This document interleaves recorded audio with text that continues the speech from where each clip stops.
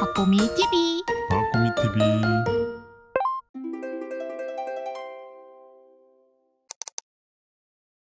또 책 속에 여러 이런 구루들에 대한 생각이나 이런 내용들도 많이 포함을 시켜주셨는데요. 워렌 버핏 하면 우리가 막상 잘 아는 듯 하면서도요, 그렇게 워렌 버핏에 대해서 우리가 많이 아는가 싶을 때도 있습니다. 워렌 버핏 그 유명한 걸로 유명한 사람 같은 느낌이잖아요.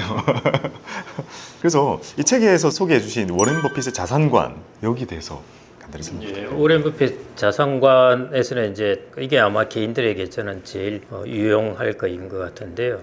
첫째, 아까 제가 이제 S&P 500 말씀드렸듯이 젊은 사람들이 우리 어떻게 하면 돈을 벌 수 있을까요? 물어봤죠. 그러니까 이제 워렌 버핏 대답하는 게 S&P 500 사고, 그 다음에 그 나머지 시간, 아까처럼 마켓 타이밍 하느라, 종목 피킹 하느라 이렇게 시간 보내는 것들을 다 당신 월급 올리는데 투자하라. 그래서 월급 올리고 그걸로 저축하고, 그게 이제 워렌 버핏의 전체적인 생애자산 관리 측면입니다. 저는 그게 100번 맞다고 보고 있고요. 그러면 여기에 왜 S&P 500을 이야기했느냐 하는 것입니다. 워렌 버핏은 그래서 주주들한테 서한을 보낼 때 아마 그런 이야기를 했을 겁니다. 그때 개인들이 가질 수 있는 자산은 세 가지 종류가 있다. 첫 번째 MMF나 예금, 그 다음에 두 번째 금이나 원유나 이런 것들 있잖아요. 이런 부분에 있고, 그 다음에 세 번째 농장이라든지 주식이라든지 부동산과 같은 이런 세 가지 범주의 자산이 있는데, 첫 번째 범주의 자산이 가장 나쁜 투자이다. 이것은 언뜻 보기에는 안전한 것 같은데 시간이 가면 갈수록 실질 가치가 떨어지기 때문에 자기의 가치가 물가에 대해서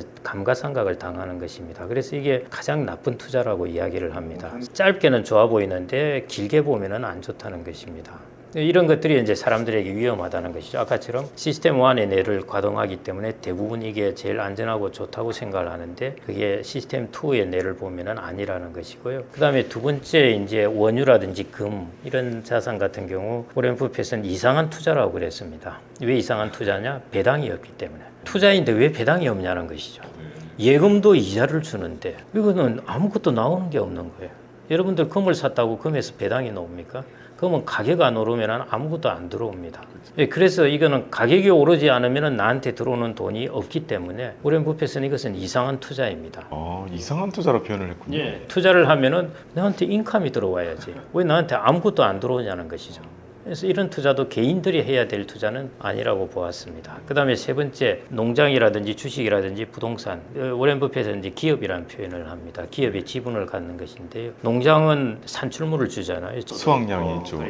그래서 삼림도 거기에 해당됩니다. 나무를 잘라 팔면 되기 때문에요. 그것도 인컴이 있어요. 기업은 이익이라는 배당을 통해서 인컴을 주고, 부동산도 임대료로 주니까요. 그래서 워렌 버핏은 개인들은 이런 자산을 가져야 된다고 보았습니다. 그래서 아까 세 번째 자산 중에서 기업에 해당되는 것 중에서도 S&P 500을 갖고 나머지 시간은 여러분들 월급 올리는데 투자하라. 개인들의 자산 관리에서는 이 두 가지만, 심플하게 다른 공부 안 하시고요. 이 두 가지만 나는 철저하게 믿고 하겠다 하더라도 충분히 가능합니다. 미국 지수가 완전히 이렇게 맹신하는 사람들이 많아지는 이유가 또 그런 것도 있는 것 같아요. 다양한 자산들 중에서 시계열 이렇게 볼 때 막 30년 이렇게 놓고 보잖아요. 그것도 다른 자산들 볼 때는 우리가 그렇게 기간 최대 이런 걸 안 보잖아요. 다른 거는 다 확대해가지고 보거나 최근 1, 2년 보거나 모든 자산은 그렇게 보는데, 미국 지수만큼은 대부분의 사람들이 시간을 최대로 해서 봐요. 과거에 이렇게 왔으니 이게 엄청 길잖아요. 막 수십 년 되니까요. 내가 여기에서 매수를 시작을 하더라도, 내가 앞으로 30년을 하더라도 이 정도 길이밖에 안 되니까 그 뒤에 그림도 자연스럽게 이어지겠구나라고 생각을 하는 것 같아요. 그게 참 오래 투자를 할 수 있게 만드는 원동력이 되는 건 좋은 것 같긴 한데요. 저는 살짝 좀 우려가 되기도 해요. 당연히 우려가 되죠. 그렇게 생각하는 것은 일단 잘못이고요. 미국 주식도 아시다시피 그때 오일 쇼크 오고 할 때는 계속 헤맸었습니다. 80년대도 그랬고 90년대부터 미국이 IT 산업으로 가면서 이제 산업의 주도권을 잡으면서 이제 오르기 시작했습니다. 또 2000년대 초반에는 글로벌 금융위기 오고 나스닥 붕괴될 때는 한마디로 개판이었습니다. 나스닥 붕괴, 나스닥 그때 아마존이 이런 우량한 기업들이 95% 가격이 떨어지는데요.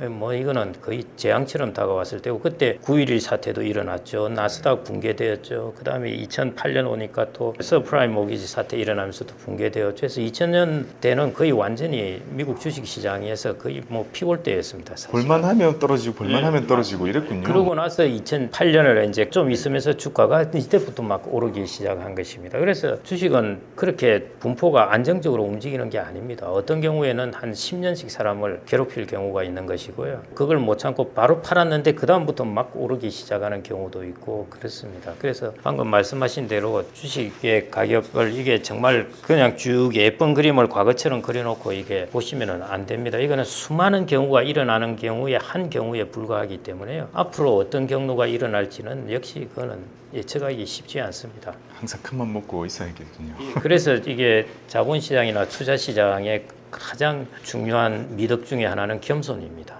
난 모른다. 누가 물어보면은 종목 어디 뭐가 좋으냐 모른다. 주식시장 어떻게 될 것 같냐 모른다. 그래서 그러면 어떻게 투자하는데 그냥 S&P 적립 투자합니다. 그냥 난 시장도 모르고 종목도 모르기 때문에 그냥 돈 생기면은 꾸준히 이렇게 삽니다 하는 것. 그게 아이러니하게도 가장 미덕이고요. 그래서 워렌 버핏이 권하는 게 그 방법입니다. 저도 그런 얘기 많이 합니다. 투자는 생각보다 수동적이다. 내가 할 수 있는 게 별로 없다. 결국 수익을 언제 들지, 언제 올라줄지 생각보다 수동적으로 기다려야 되는 경우가 많다라고 얘기를 많이 하거든요. 적극적으로가 돈은 많이 벌어줍니다. 왜냐하면 제 주변에서도 투자를 통해서 돈을 많이 번 사람들은 다 종목 집중 투자한 사람들입니다. S&P 500 사가지고 떼돈 못 법니다. 연평균 수익률이 10%, 11%니까 떼돈을 벌 수가 없죠. 근데 종목을 사면은 뭐 10배, 15배 이렇게 오른 것들이 있으니까요. 그래서 이제 그런 사람들이 사실은 돈을 뻱니다. 그러다 보니까 책도 이제 그런 돈 버는 사람이 초점을 맞추다 보니까 투자에 성공하려면 집중 투자해야 된다. 종목에 이렇게 내는데요. 반대로 주식하다가 패가망신한 사람들도 종목 투자한 사람들입니다. 그래서 제가 아까 말씀드렸듯이 산을 올라가는 방법이 있어서 조금 편하게 난 길이 있고 락 클라이밍을 한 사람도 있고 그러는데 제가 이제 여기서 말씀드리는 것 그리고 이제 워렌 버핏이 이야기하는 것은 그냥 산을 올라갈 때 편안한 길로 올라가라는 것입니다. 락 클라이밍은 정말 전문적인 장비와 그런 걸 갖춘 사람들이 올라가야 될 부분이니까요. 워렌 버핏은 그 길을 택한 것이죠, 사실은. 그런데 그렇지 않은 사람들, 생업에 종사하고 하는 사람들은 그냥 일반적으로 크게 난 길을 신장로를 따라서 산을 올라가라는 것입니다. 그게 이제 워렌 버핏이 아까 제시해준 자산관리라고 보시면 되겠습니다. 어찌 보면 나는 해도 되지만 이 얘기를 듣고 있는 사람은 아직 부족할 수 있다라는 전제가 좀 있네요, 마음속에요. 워렌 버핏은 15살 때부터 주식 투자를 한 사람이고 그게 너무 재미있었던 사람이고요. 평생 다른 것도 뭐 문학 작품이 원모법안에 자기는 재무제표 읽고 하는 게 자기의 취미인 사람입니다. 그런 사람들이 투자하는 것하고는요, 당연히 이제 다를 수밖에 없습니다. 워렌 버핏처럼 뭔가 살려고 해도 15살로 돌아갈 수가 없어서 그러니까 진짜 오래전부터 아예 생각 자체가 투자를 위해서 아예 그냥 만들어진 사람이 돼버렸잖아요. 워렌 버핏이 자기의 후계자를 뽑는데 조건 중에 하나 이거예요. 열심히 공부를 하고 책을 보고 재무제표를 많이 읽는 사람이 아닙니다. 그것은 필요 조건이에요. 그 정도는 당연히 해야 되는 것이고요. 기질적으로 타고나야 되는 거예요. 타고난 사람을 찾는다고요? 사람은 다 기질적으로 다른 게 성향이 있습니다. 수학을 잘하는 사람도 있고 그런 투자 시장에 대해서 심리적으로 안정적인 사람들이 있습니다. 그걸 대처했을 때. 그런데 심리적으로 불안한 사람이 있어요. 막 떨어지면 못 참고 불안정해지고 오르면 막 흥분을 하고 이런 사람들은 기질적으로 안 된다는 것이죠. 그래서 기질을 꽤 중요하게 워렌 버핏은 이야기를 하고 있습니다. 자기는 그런 기질을 갖추고 있다는 것이죠. 기질이 중요하다. 그러지 않은 사람들도 길이 있다는 것이고 그게 투자론에서 말한 혹은 아까 워렌 버핏이 말하는 이제 그런 길입니다. 그래서 그런 길을 택하시는 게 좋습니다. 평탄한 안정적인 자산 관리. 그걸로 해서라도 충분히 자기의 노후를 준비할 수 있기 때문입니다. 그리고 토마 피케티의 3요소. 요거는 흔히 접하게 되는 개념이 아닌 것 같은데요. 여기 대해서 간단히 설명해 주세요. 토마 피케티는 사실은 왜 세상이 이렇게 부가 불평등하게 되었는가 그걸 본 것인데요. 그걸 제가 이제 다른 관점으로 보면은 돈을 많이 번 사람은 왜 돈을 많이 벌었을까 그렇게 볼 수가 있습니다. 토마 피케티 21세기 자본이라는 책을 읽어보면은 거기서 제가 보니까 세 가지가 나왔습니다. 그래서 토마 피케티가 이야기한 게 아니고요. 제가 보면서 부를 이루기 위한 조건을 토마 피케티의 책을 바탕으로 끄집어내 보면은 세 가지인데 첫 번째 자본을 가지는 것입니다. 자본을 안 가지면 부자 못 됩니다. 여러분들 주변에 예금 열심히 해서 부자 됐다는 사람 잘 못 보셨을 거예요. 여러분들 주변에 부자 된 사람들은 사업을 했든지 부동산을 샀든지 주식을 샀든지. 여기서 자본의 개념은 조금 더 구체 설명해 주시면. 예를 들어 원금의 가격이 변할 수 있는 자산입니다. 예금이라는 것은 원금의 가격이 안 변하죠. 네. 고정돼 있는데 부동산이라든지 주식이라든지 수익률은 고정돼 있더라도 원금 자체가 계속 변하죠. 이제 수익률이라는 것도 달라지죠. 그런데 배당률을 고정시킬 수 있습니다. 고정시키지만은 가치가 변하는 것이죠. 그게 이제 자본이라고 할 수 있는데요. 그 다음에 자본을 가졌다고 해서 부자가 되는 것은 아니라는 것이죠. 자본을 잘 관리해야 되는데 어떤 자본을 가져야 되느냐? 토마 피케티가 보니까 2차 대전이나 이럴 때는 자본의 수익률이 뚝 떨어집니다. 왜냐하면 자본이 파괴되었기 때문에. 그래서 자본은 파괴되지 않는 곳에 자본을 가져야 됩니다. 기업으로 치자면은 망하지 않을 기업, 국가로 본다면은 전쟁의 피해를 입지 않을 경우, 그 다음에 혁명이 일어나지 않을 국가, 이런 곳들에 자기의 자본을 갖다 두어야 된다는 것입니다. 안 그러면 자본이 많이 성장했다, 자기가 아무리 돈을 벌었더라도 한 번 마이너스 100% 하면 돈 다 날아갑니다. 그래서 두 번째 요소가 자본을 안전한 곳에 두어야 된다는 것인데, 그걸 현대적인 의미로 풀이하면 퀄리티가 좋은 자본을 가지라는 것입니다. 엔비디아도 퀄리티가 좋고 다 그렇죠. 근데 그건 종목입니다. 종목은 퀄리티가 한정적이고요. 그래서 500개 종목을 적어도 모아놓은 것이 가장 퀄리티가 좋기 때문에 S&P 500이라 하는데, 그래서 두 번째 요소가 이제 자본이 파괴되지 않는 안전한 곳에 혹은 아주 퀄리티가 좋은 자본을 가지라는 것입니다. 그 다음에 이제 세 번째 요소가, 이건 좀 해당 안 되는 분들도 꽤 많은데요. 상속입니다. 세상의 부의 상당 부분은 이제 상속 부분입니다. 특히 19세기, 18세기 이때만 하더라도 상속세율이 거의 없을 때고 지금과 같은 벤처기업도 없을 때이기 때문에 그때 부를 이루는 주된 수단은 상속받는 것입니다. 그 당시 유럽의 소설들 보면은 상속 이야기가 꼭 다 들어가 있어요. 누구로부터 상속을 받아서 갑자기 팔자가 펴이고 이런 것인데요. 그래서 그 세 가지가 보면은 이제 부를 이루는 요소고, 앞으로도 상속은 꽤 중요한 요소로 아마 작용될 겁니다. 그렇죠. 상속을 받을 수 없다면 주는 준비라도 지금 하는 게 좋겠네요. 예, 그래서 복리 효과를 극대화하시려면요, 한 3대 정도를 생각을 하시고 거대한 플랜으로 짜서, 사실은 재벌들은 보시면은 자기 대에서 자산 관리가 끝나지 않습니다. 그 사람들의 자산 관리는 2대 3대로 플래닝을 짜가지고 넘어가는 것이거든요. 그래서 땅을 가진 사람은 그러잖아요. 내 대 땅 샀는데 내 죽을 때까지 안 오른다? 내 자녀한테 주겠다. 그래서 그 사람들은 훨씬 플랜이 길어요. 자기 대에서 끝나는 것이 아니라요, 좀 길게 잡아야 사실은 자본은 증식할 수 있는 그런 특성을 갖고 있습니다. 퀄리티가 좋은 자본을 아주 지속적으로 오래 끌고 갈 수 있도록 준비를 해야겠네요. 상속은 뭐 이제 자기가 받는 다른 개념이긴 한 것이고요. 여하튼 첫 번째, 두 번째가 제일 중요합니다. 그래서 제가 이제 글로벌 탑 퀄리티의 자본을 갖는 것, 그게 여러분들의 가장 핵심적인 중요한 것입니다. 이 예금하고 자본 뭘 쓸 가질까? 그게 이제 의사결정의 문제입니다.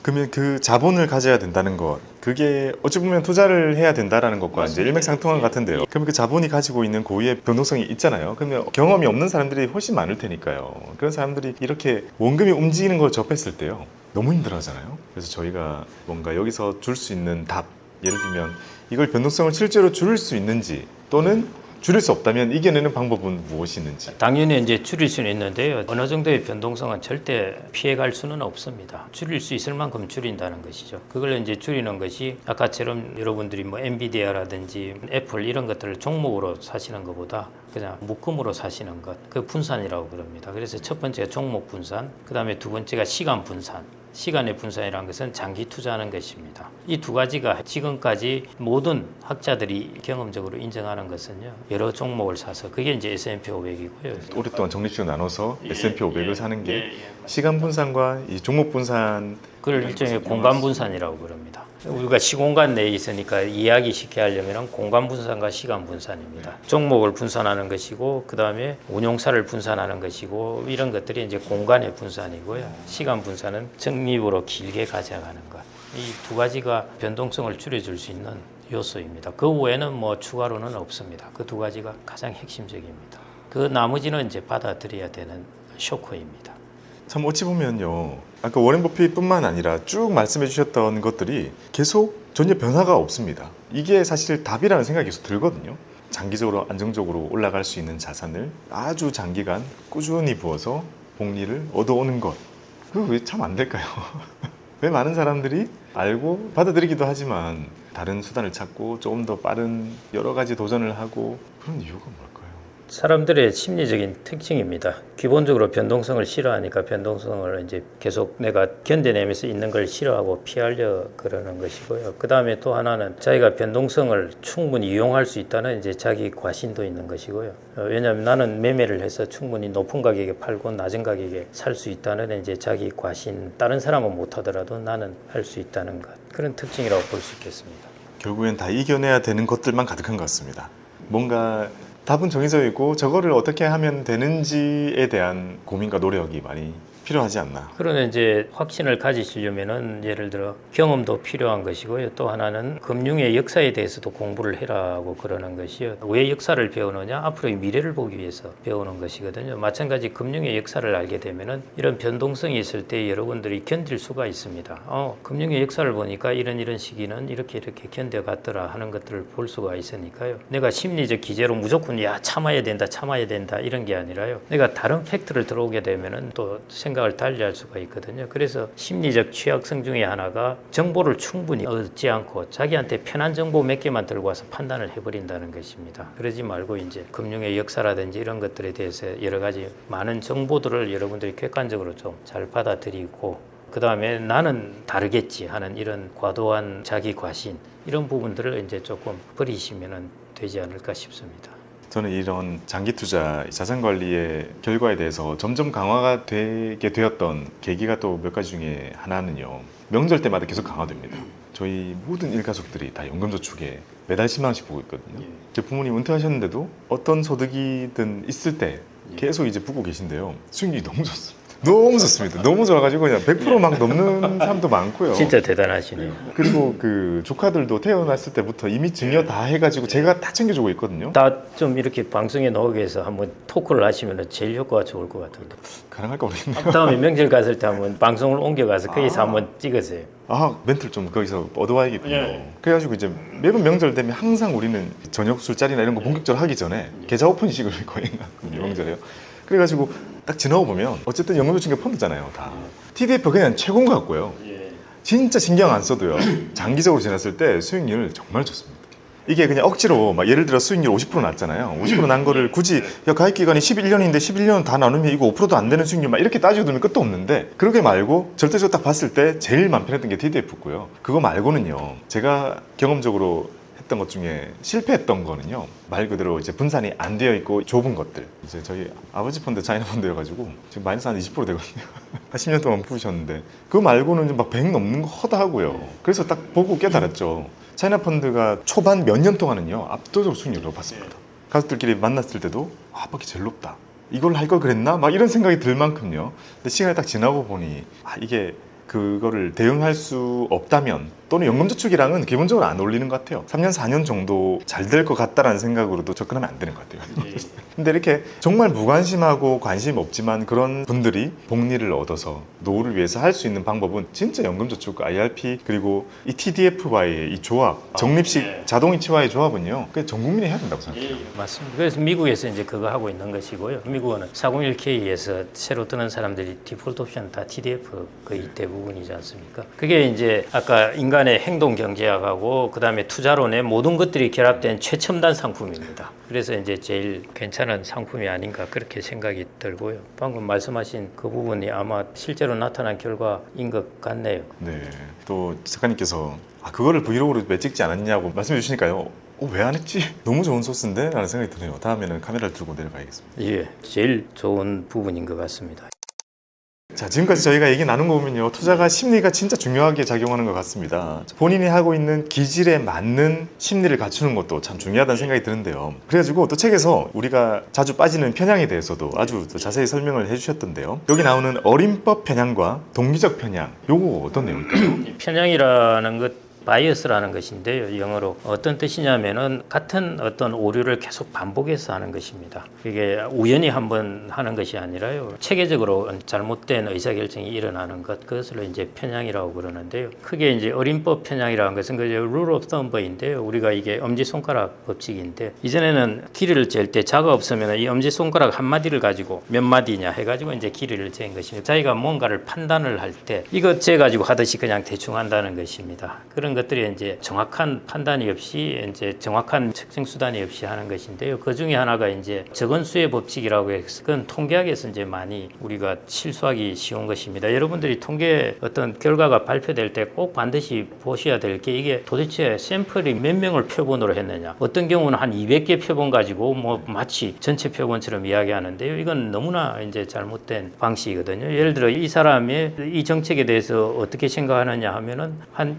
100개, 200개 샘플 같으면 계속 샘플을 반복해서 하는 겁니다. 그 중에 하나 제일 자기가 원하는 결과 놓은 샘플을 가지고 발표를 해버리면 사람들이 그게 착각에 빠지는 것이에요. 이런데 안 빠지려면은 한 샘플이 1000개, 1500개는 되어야 어떻게 뽑더라도 결과가 비슷해요. 근데 한 200개 샘플은 어디에서 뽑았냐에 따라서 결과가 확확 달라집니다. 예를 들어 주식 수익률이 몇 %더라 하는 것을 10년 딱 뽑아 들고 와서 주식 수익률이 몇 %다. 이거 믿지 말라는 거예요. 충분한 샘플을 가진 것이야말로 정보에 가치가 있는 것이죠. 그래서 그게 이제 어림법 편향 중에 첫 번째가 제일 조심해야 되는 게 스몰 넘버입니다. 여러분들이 비즈니스를 할 때도 마찬가지입니다. 내 옆에 있는 아주 적은 경우만 내가 몇 가지 보고 그걸 가지고 나의 판단을 해버렸다 하면은 아주 잘못될 수가 있는 것입니다. 투자할 때도 특히 그렇고요. 그 다음 두 번째가 이제 앵커링이라고 단내림 효과인데요. 무엇으로부터 내가 시작을 했냐에 따라서 크게 차이가 난다는 것인데 예를 들어 미국의 인구에 대해서 물어볼 때 그 전에 이제 중국 인구를 이야기를 해주는 겁니다. 중국은 14억 명이라고 그러는데 미국 인구는 얼마 될 것 같냐 이렇게 물어보는 거하고요. 그 다음에 이제 스웨덴의 인구를 이야기하면서 한 1000만 명 되는데 미국 인구가 얼마 될 것 같냐 이렇게 이야기를 하면은 중국 인구를 먼저 이야기한 경우에 미국 인구는 훨씬 사람들이 높게 답을 하고 스웨덴 인구를 말해주면은 사람들이 더 낮게 이야기를 하는 그런 사람들의 편향이 있다는 것입니다. 그게 앵커링, 내가 어디에 닷을 내리느냐에 따라서 그걸 기준으로 그 주변에서 자기의 판단이 머무른다는 것이죠. 뱅뱅뱅 마치 말뚝에 묶여있는 강아지처럼요. 그래서 내가 어디 말뚝을 박았냐에 따라서 달라지기 때문에 그런 오류에 빠지지 말아야 된다는 것입니다. 그런 오류에서 여러분들이 돈을 잃기 쉬운 것 중에 하나가요. 여러분들에게 이제 기부를 받으러 와가지고 한 2천만 원 기부하시죠.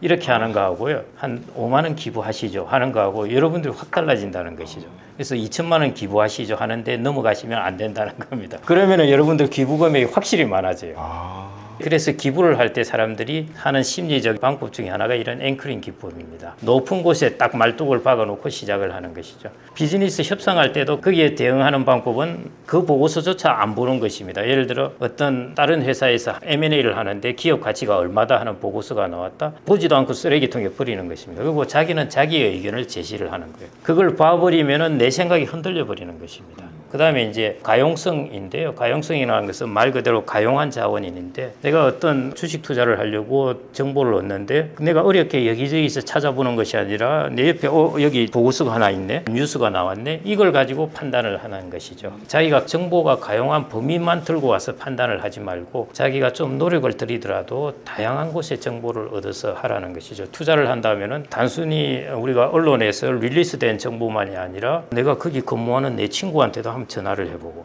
하면서 나의 정보의 범위를 넓히는 것입니다.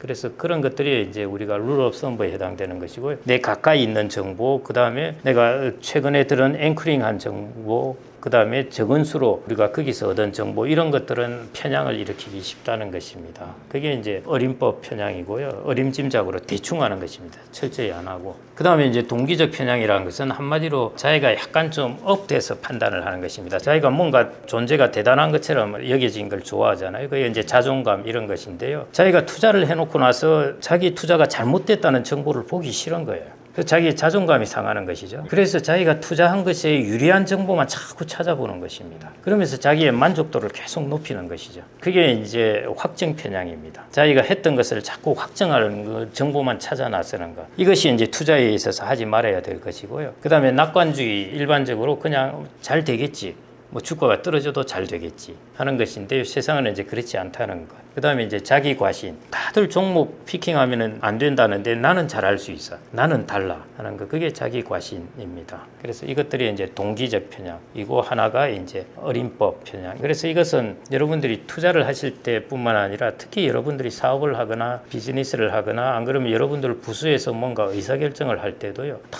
사람들은 이 편향에 빠집니다. 그래서 이거는 투자뿐만 아니라 여러분들이 행동경제학 책에서 바이어스에 해당되는 것을 한번 뽑아서 읽어보십시오. 그러면은 여러분들이 의사결정을 할 때도 많은 도움이 됩니다. 네, 참 많이 우리가 실수하는 부분인 것 같아요. 저도 예전에 그 행동경제학 책을 하나 이렇게 소개해드렸던 적이 있었거든요. 엄청 오래돼가지고 지금 없을 것 같긴 한데 거기에 나오는 거 거의 다 해당이 되더라고요. 흔히 하면 안 되는 거 이런 것도 본능적으로 다 해당이 되는 게 참 많이 있더라고요. 억지로 이겨내야 되는 것 같아요. 계속 책을 읽고 하다 보면 아 내가 하고 있던 실수가 이런 거였구나, 또는 내가 이걸 보니 아 자연스럽게 내가 이런 실수를 하고 있었던 거구나, 이런 걸 좀 알게 되더라고요. 어린법 현황은 통계를 이제 잘 모르면서 일어나는 일들이 많고요. 그래서 저는 회사에서 사원들 연수할 때 기본 통계는 가르쳐야 된다, 뭐 이런 생각을 하는데요. 통계에서 사람들이 실수하는 것도 참 많습니다.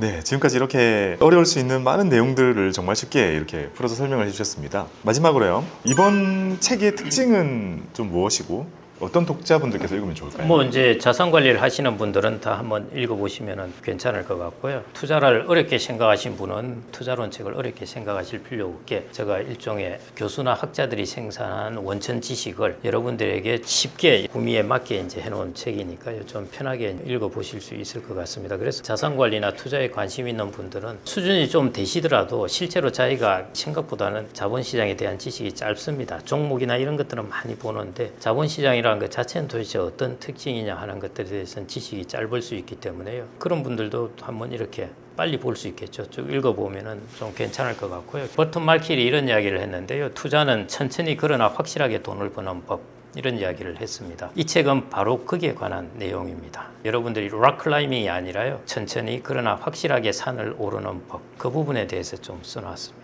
그래서 그런 부분에 관심이 있는 부분은 보시면 좋을 것 같고요. 나는 락클라이밍이 여전히 좋다는 분은 다른 책을 보시면 될 것 같습니다. 네, 우리 채널의 구독자분들께서 주로 관심사를 가지시는 것과 결이 많이 맞지 않나라는 생각을 다시 한번 해봅니다. 여러분들의 자산 관리를 하시는 것에 큰 도움이 되었으면 좋겠습니다. 오늘 와주셔서 감사드립니다. 감사합니다. 박보미 TV